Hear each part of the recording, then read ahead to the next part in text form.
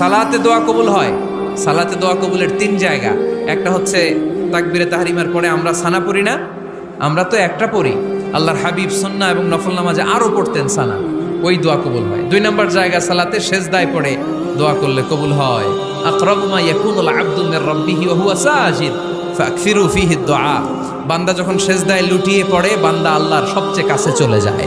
তা কিন্তু বিশ্বনবী বলে, সেজদাটা তোমার রবের কুদরতি পায়ের উপরে পড়েছে। সেজদায় পড়ে দোয়া করেন। সালাম ফিরানোর আগে বিশ্বনবী দোয়া করতেন, লা ইউসাল্লিমান্না আহাদুকুম হাত্তা ইয়াতাআওয়াযা মিন আরবা'a। আল্লাহর হাবিব বললেন, চার জিনিস থেকে পানাহ না আছে আমার কোন উম্মত যেন সালাম না ফিরায়। তারা যেন পড়ে, আল্লাহুম্মা ইন্নী আউযু বিকা মিন আযাবিল কবর, আউযু বিকা মিন আযাবি জাহান্নাম, আউযু বিকা মিন ফিতনাতিল মাহইয়া ওয়াল মামাত, আউযু বিকা মিন ফিতনাতিল মাসিহিদ দাজ্জাল।